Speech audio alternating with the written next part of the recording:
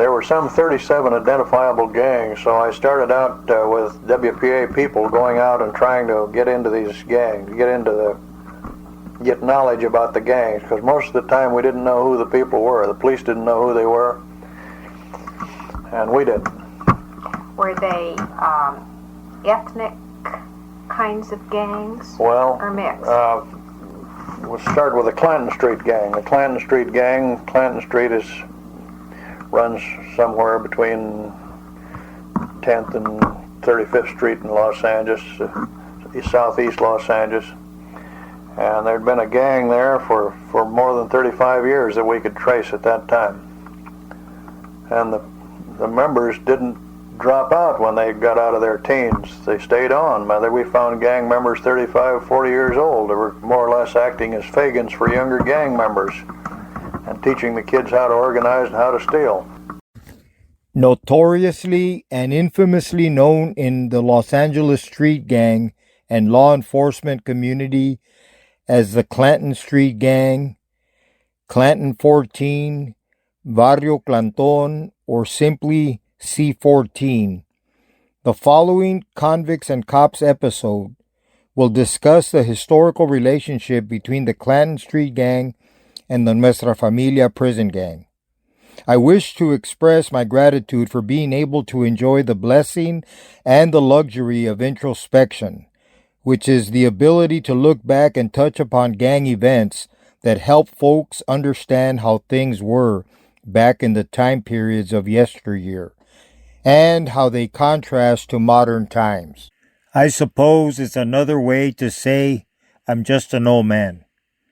Before I take you on this nostalgic scenic tour of the C14 gang, allow me to share with you a quick word, directamente and directly from the mouth of our eternal sponsor. I am the light of the world. Whoever follows me will not walk in darkness, but will have the light of life. This comes from John chapter 8 and verse 12. Amazing words, guys and gals.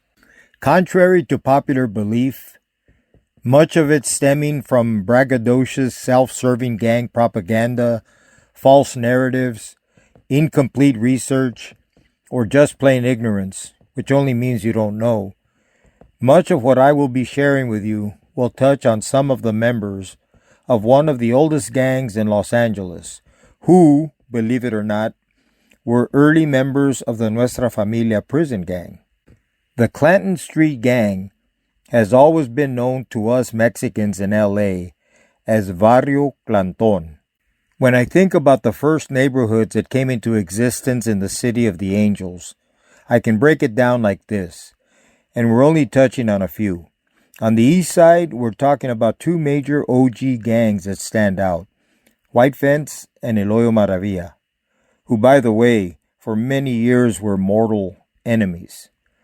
Northeast Los Angeles, Nela, as it is known today, right away takes me to the Dogtown projects. Mateo Street was a notorious downtown gang. I believe it became extinct. The west side consisted of Alpine, Diamond Street, and Barrio Clanton 14. Now I know many of you today understand and recognize the numbers 13 and 14, representing designations for Sur and Norte, South and North. The number 14 in connection with Barrio Clanton has nothing to do with prison gang affection, affiliation, or designation. Back in the early 1900s, Clanton coined its original name from Clanton Street on the west side of Los Angeles. When the street name changed from Clanton Street to 14th Place, the neighborhood simply embraced the 14 and annexed it with Clanton, thus C14 or Clanton 14. An immediate example of a gang whose number had zero to do with prison gang dynamics was Florencia 13, F13 for short. The 13 at that time was for the letter M for marijuana. Simply put, it represented the Mexican gang members' fascination or love affair with smoking weed, marijuana. Therefore, the original reason for Florencia, Venice, and other gangs using 13 had nothing to do with present-day Sureños or Mexican Mafia. That was an evolvement. Understanding this, let's move on. One of the first wave Nuestra Familia members, we're talking way back in 1965 through 1967, was a Clanton 14 gang member known as Bruce Morgan, also referred to in the gang world as Güero Morgan. Yes, it is ironic that the Mexican Mafia had a Morgan of its own, Mr. Joe Morgan. Both were white boys, only no one ever told them this to their face. Another fun fact I can 100% share with you is that Güero Morgan joined the NF before Joe Morgan became a Mexican Mafia member. Yep, you heard correctly. Although Joe was much older than Güero Morgan in age, he was not recruited into La Famosa until around 1968 at Folsom Prison, after he was sponsored by his padrino, Mike Eisen, El Hacha. By the way, Hacha was from San Francisco. I can also tell you for a fact that in those days, the 1950s through the 70s to be exact, just about every Mexican street gang had its token white dude, or two. Güero is Spanish for light-skinned, and there was seemingly a Güero representative from every hood. Facts. It is also a certified fact Güero Morgan was a first-wave NF member. He is shown in this photograph at Soledad Prison with Freddy Gonzalez from San Diego, Chalo Hernandez from Bakersfield, and Black Jesse Valenzuela from Chiques. Until Black Bob Vasquez from Gilroy came along later, there were no norteños in the NF at this time. Neither was this a North versus South thing anyway. The first wave NF guys included Babo Sosa from Santa Barbara. They simply wanted a piece of the illegal prison action.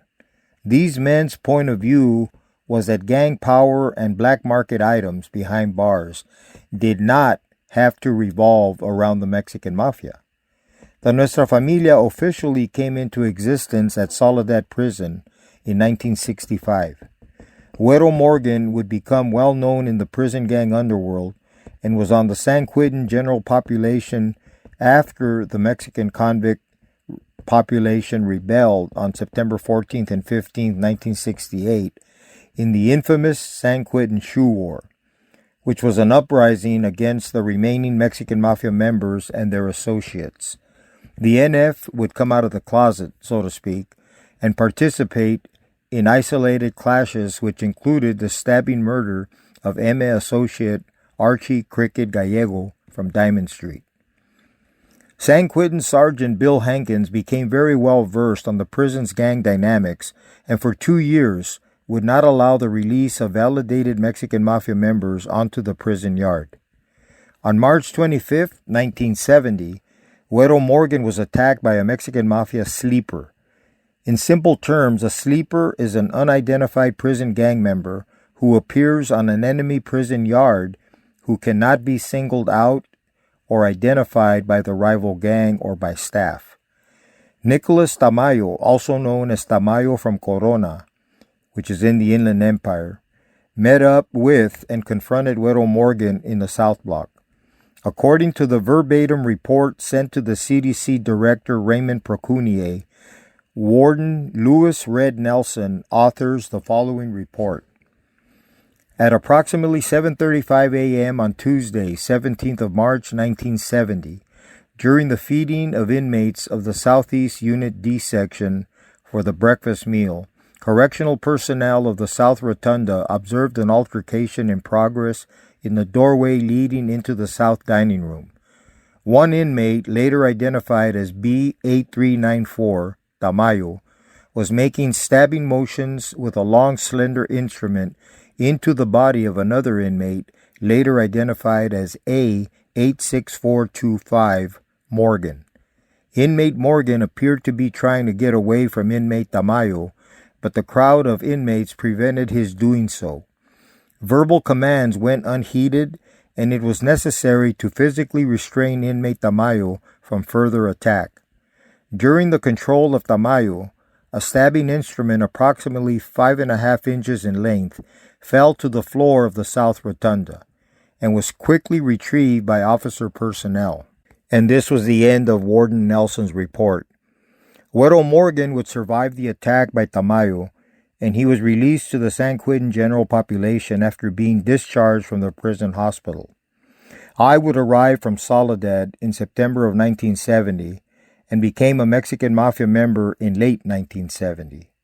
So this was during the period in which a cease of hostilities had been established between Mexican Mafia representative Big Mike Mulhern from Primera Flats, NF leader Chalo Hernandez from Bakersfield, with Luis Araujo from Eloyo Maravilla also in attendance and acting as a moderator.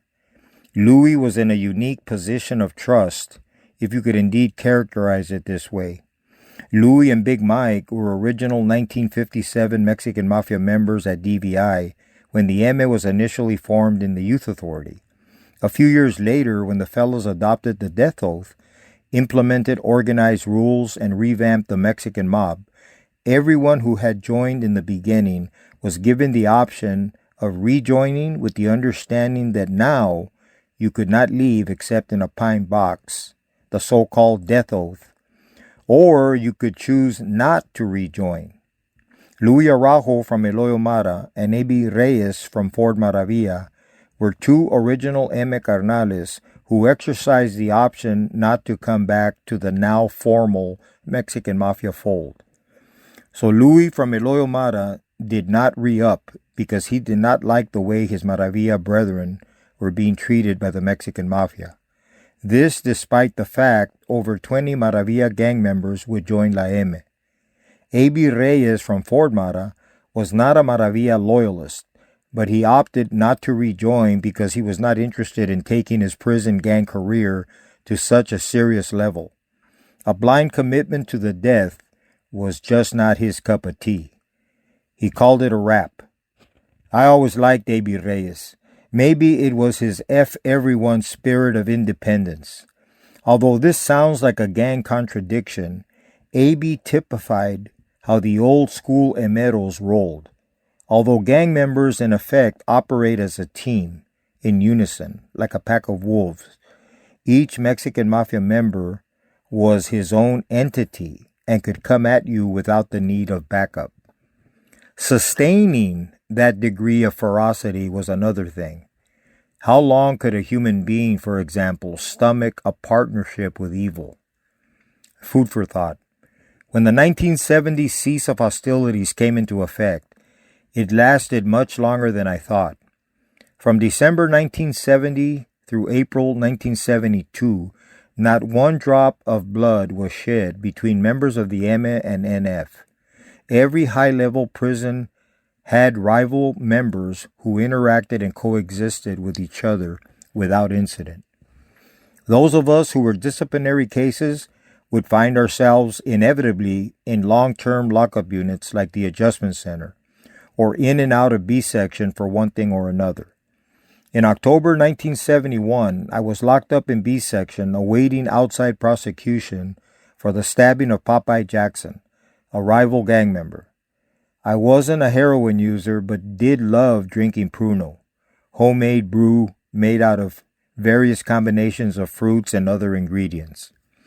On November 29, 1971, Güero Morgan was working as the B section block worker.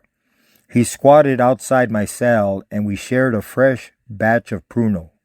When prison staff caught the smell of wine, they made their move. I was drunk as a skunk, and of course I refused to give up my moonshine. As the CDC 115 disciplinary report reflects, I armed myself with a wooden board and made them conduct an extraction. The report stated, Inmate Mendoza, the sole occupant of cell 2B48, refused to come out of his cell after repeated requests. Upon loud verbal threats to do great bodily harm to the writer, and after arming himself with an 18 by 19-inch wooden board and an earphone headpiece wound around his hand, Sergeant D.C. Barksdale, the unit sergeant, administered tear gas, also known as CN spray. After they shot me with tear gas and rushed the cell, they proceeded to administer the San Quentin prison blues to my drunk ass.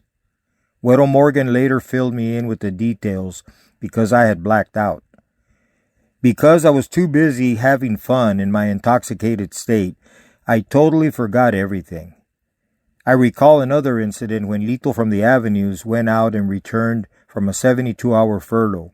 He brought in dozens of balloons of heroin. We call them cucharas, or spoons. And many of us were waiting for our issue, including Güero Morgan. Lito proceeded to distribute the heroin as he shitted them out in his cell.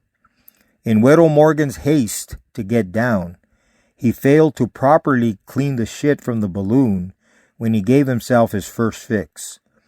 There was an extremely painful burning sensation in his veins that caused Güero Morgan to scream from the intense pain.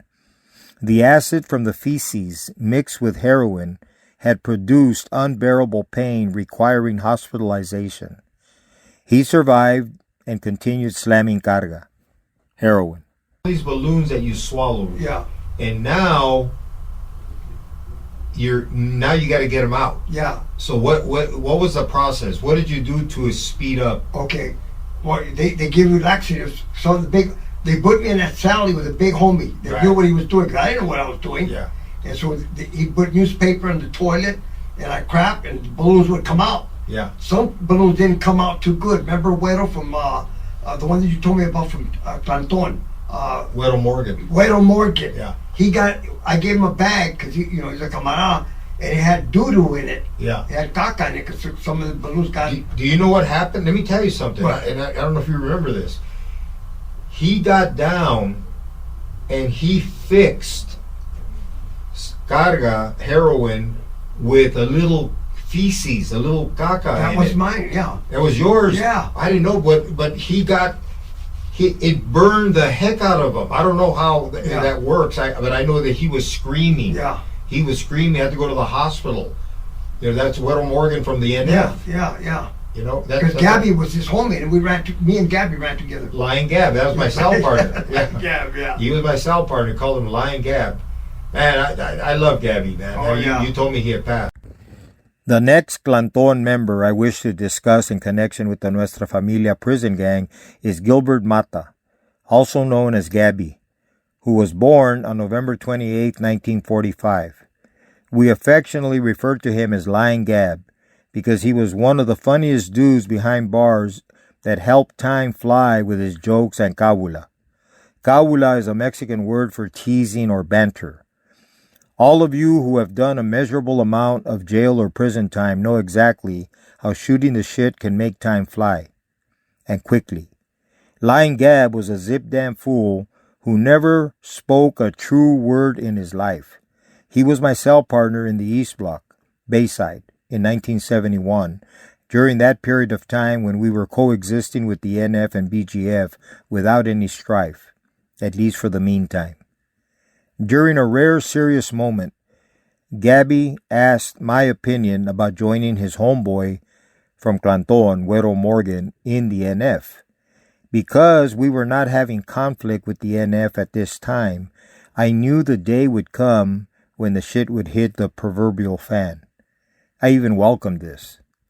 In fairness to Lion Gab, I chose my words carefully. I told Gabby I understood his allegiance to his homeboys. Besides Güero Morgan, he had another homie in the NF known as Pretty Rudy, who I will discuss shortly. I advised Gabby that right now there was indeed peace, but I predicted it would come to an end. He would then be faced with fighting against convicts he grew up with on the streets, in the California Youth Authority, and in the county jail. In the end, the false sense of temporary peace, coupled with the influence of his fellow gang homeboys, was greater than my warning, because Lion Gab, I discovered, would soon join Güero Morgan and Pretty Rudy as a Nuestra Familia member. I am happy to report that before he could get killed in Chino, sometime in mid-1970s, he locked up and saved his life. You remember Lion Gab from Clanton? You know what? I seen him get saved. He was with Huito. Yeah, Your okay, fight partner. okay. Well, I got to go to the White Elephant to preach. Yes. He was there. Rito, Sailor Boy was there. Yes. Okay, but Gabby came later. He was with Danny Trejo's sister. He was living with her. She works in Skid Row downtown. Okay. And he met her there because he was on Skid Row, and they started coming. I was taking him with me all the time. And at the end, he got senile. I remember one time we went to go preach, and I would go pick him up and take it with me right there in East LA, and he pulled out a flower right in front of. I said, hey, he's not all there. But that's don't worry about it. Gabby? Yeah, Gabby. He had lost his mind. One of us are all there. He lost his mind. He got stolen, and then he died. That was about 10, 15. But he was He was my cell partner. Oh. Now in '71, that we didn't have any bello. There was a ceasefire. Yeah. And he asked me as my cell partner. I love the guy. They call him Lying Gab for a good reason. He lied his ass off, but he entertained us. Yeah, you know. Está muy loco. ¿Verdad? I knew since I was 13. He put me in the lottery. Yeah. Well, he was you're older than me. Yeah. No, he's older than me. You were born in 48? 47. 47. See, I'm born in 49. Okay, he was born like 45 or something. Yeah. Because he lived in our body when he was from Clanton. He's Sailor's age. Yeah. Yeah, Okay. Sailor was born in 45. Okay. So he asked me, serious moments. He says, so what are your, my homie asked me if I wanted to get into the NF. Weddle Morgan. Yeah, I remember Weddle Morgan. White dude, yeah. Yeah, and I got along with Weddle Morgan, with Bonzas, Bonzas. them guys. Yeah, around with. Most of them were from LA. Yeah. People don't even know that. They think they're all norteños. Yeah. No, they weren't. They were LA. LA guys. So I told him, listen, I can't tell you how to do your thing. I know Weddle Morgan's your homeboy, Purdy Rudy's your homeboy. Remember Rudy Perez? Yeah. At the White Elephant too. Yeah. Okay. So I said, look, you got two homies from Clanton that are in the NF. Yeah. Right now, there's peace. Yeah. Sooner or later, the shit's gonna hit the fan. I'm just predicting this, not because I want it to be this way. It's gonna happen. The yard isn't big enough for two plicas. Yeah. Especially, we got some arrogant people. Oh man. Very arrogant. I mean, these guys, they think that they're the top of the line, the worst of the worst, whatever. Well, that was you, bro. I know. I mean, you was nothing nice, bro. So I'm telling him, my advice to you is stay neutral. Yeah. Don't get involved, dude. But if you do get in because of your homies, remember the peace. You're looking at peacetime, but it ain't always going to be that way. So he ends up getting in, and luckily, he ended up locking up. Unfortunately, sometime in the 80s, he teamed up with M dropout Huito Marquez, and the two were arrested for multiple bank robberies. Huito would ultimately turn on Gabby. The photo you are viewing was taken on the first major PC joint in 1981, known as the White Elephant, located in Chino. This was Gabby and his family in the visiting area. I obscured all his family members for their security, even though that was a long time ago. Gabby was housed here with my brother Angel, Pretty Rudy from Clanton, his homeboy, who also dropped out after the MA had hit him in Folsom. There were many ex-MA, ex-NF, and ex-AB at this facility during this period. This is where I lost track of Lying Gab. I must report that he apparently had medical issues and passed away on March 20th, 2017 at the age of 71 of natural causes. Rest in peace, Lying Gab. I love you, man. The third West Side Clanton member who joined the Nuestra Familia was Pretty Rudy Perez, also known as the Candyman. He is shown here in the Chino White Elephant visiting room with my brother Angel, former MA member Manuel Buff Perez from Clover, and Hoghead from Pico Viejo, in the group photo. The photo on the right is dedicated from Rudy to my brother Angel. Rudy was in San Quentin with me in 1971. He was later transferred to Folsom, where he was stabbed by the MA, but survived. Like Lying Gab, Rudy made the wise decision of turning his back on that life. His current whereabouts is unknown. As you can imagine, those were wasted years filled with pain for our victims and their families. Those were years of unabated violence. The only way one can measure the degree of horror of being the administrator of violence is to view it in the rearview mirror, unfortunately, after you have caused the pain. All I can tell you is, think long and hard before going down that path, because there is no pot of gold at the end of the rainbow in that life. Just a cement box to spend the rest of your existence, or a pine box 6 feet under for your corpse. Good night, and God bless you.